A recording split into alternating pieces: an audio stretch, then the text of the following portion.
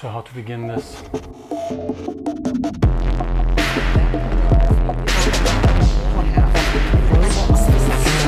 My name is Patrick Catuz, and this is an intro to my little interview series on porn studies. The world of porn studies is a rather small family, but a close one. So I thought I'm going to show you some of the faces of the family album. For this, I've been interviewing Linda Williams, who is the pioneer of the field, John Mercer, Clarissa Smith, and Fiona Atwood.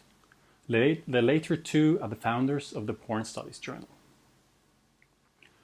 I asked them about how we could define porn studies and the object of the study, and why it's so important to study porn. And we talked about their personal approach, what made them take the difficult road, as it's still considered something filthy, not worthy of study. So we're also talking about the recognition of the field, so to say. Most people believe that they know what porn is once they see it, but there's really much more to it, and to find a clear definition isn't always that easy. There's a lot of misconceptions around about porn. Most people think it's just some dirty old bastard sexually abusing women, and of course there's drugs and the mafia involved. That's the worst cliches. But even from less militant perspectives, it's mostly seen as quite monolithic, very rigid beauty standards and views on desire, when in fact it's as diverse as people and their desires themselves. So people mostly think that porn is very brutal and violent and degrading and always goes for the faster, the harder, the weirder, while there are so many examples of more elaborate porn, even ethical porn, that came up in the last decades. Porn is thought to be very racist and sexist. While it's true for some parts, there's also very interesting examples showing otherwise, not to mention that there is such as feminist porn, queer porn, artistic approaches to it. And last but not least, people think porn is harmful to yourself when you watch it.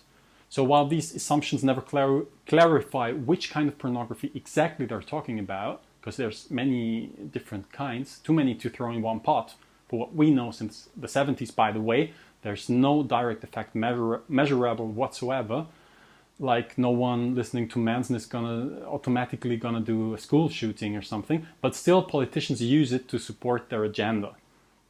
But there's a huge difference between porn over time, between gonzo, art house, feminist porn. There's a whole world to discover beyond that. Many interesting perspectives on pornography, much more than, oh, could somebody think of the children?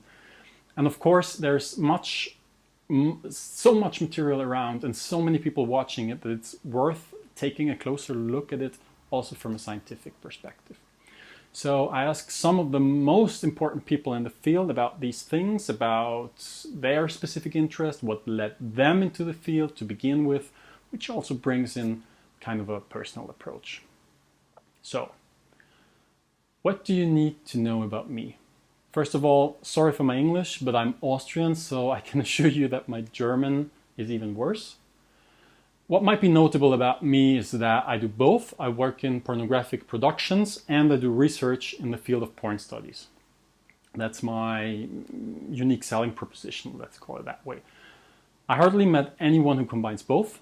So both sides, the producers and the analysts, can likewise disagree with me.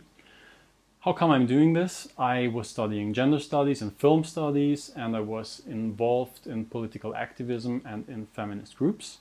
And then one day I stumbled upon feminist porn and it just blew my mind. You know, the people doing it had a very different definition about what porn is, about what it could be, what they could do with it. Very different than the general opinion, what everybody assumes to know about porn, but also very different than all the feminists I had heard up to that time, which were mostly from the anti-porn side in the German-speaking area. Other sides from other feminist groups have hardly ever been heard back then.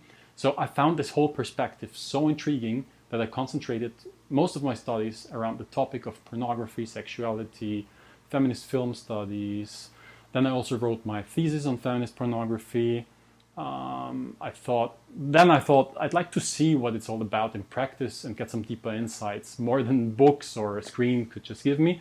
So I wanted to get into the industry and see what it's really like. I had the honor to be at Lust Films for one production with Erika Lust and Pablo Dobna in Barcelona, where I learned a lot. It's more of a glossy femme-porn approach, and now it became clearly the leader in this niche of the industry. Then I wrote a book about perspectives of feminist pornography, which is called Feminismus fickt. It's German, and unfortunately there's no translation out there yet. I'll work on it as soon as I get some money together. And after that, I felt like I should do some more practical work again, after just being writing again for some years. And then I met Adrienne Simonian in Vienna, who was a successful opera singer. She was very fed up with the conservative world of the opera and bored with how porn looked like, and she started to experiment with depictions of sexuality. We got to know each other, we clicked, and now we're producing at Arthouse Vienna. That's how we call our project. We produce in Vienna, sometimes in Berlin, not really on a regular basis and without bigger commercial interests. Our projects are more artsy, let's say, experimental, in the line of arthouse porn, with influences of feminist porn and queer porn, of course, because we're still integrated in those scenes. So I've seen quite a bit, but it's so easy to get lost in your own assumptions, in your blind spots, that I'm still trying to spend as much time as I can with papers and books and research and contributing my part to porn studies as well, which I think I can do best with my practical approach.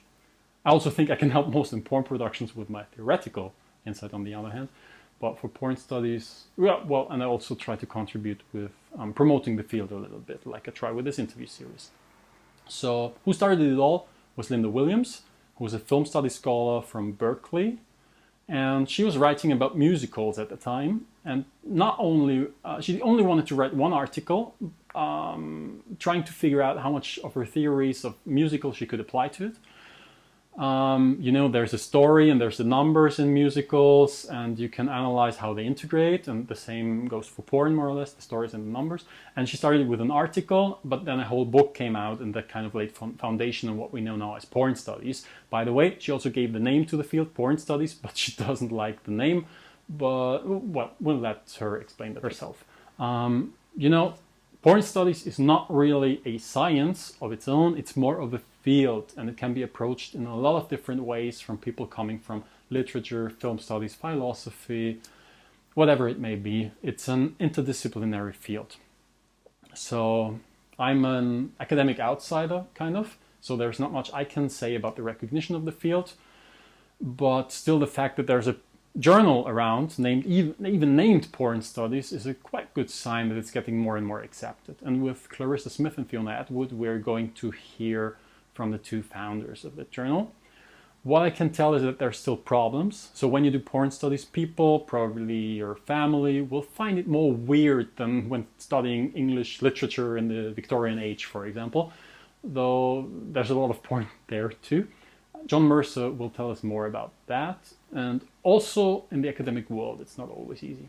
For example, I've been having a fight during my studies. I was still a student with a renowned cultural studies professor, and he was researching hip hop. And he had troubles explaining the use of his work to classic sociologists. But still, in the end, he did the same to me, because for him, porn was just dirty entertainment, a commercial endeavor. And if I was looking for anything else than that, I was just falling into the traps of the marketing of a billion-dollar industry. That was his exact words, I remember quite well, even though the sociologists were telling him the same about hip-hop. And then another time at the conference, a principal tried to stop my lecture because it was showing explicit material. So, they were having porn studies there at the conference, but they were getting cold feet when it was actually seen what we're talking about at the university. Well, the first steps are always the hardest, and I guess we're still taking baby steps. I hope you found that intro interesting. You will find more specific information and will get to know the experts in the interviews. It's Linda Williams, John Mercer, Clarissa Smith, and Fiona Atwood. And don't forget to subscribe if you like it. You can also follow me on Facebook, Twitter, on Instagram if you want to get connected. And you can send me a message and let me know what else you would find interesting about this. So, enjoy. This was Patrick Catuz, Bussi from Vienna.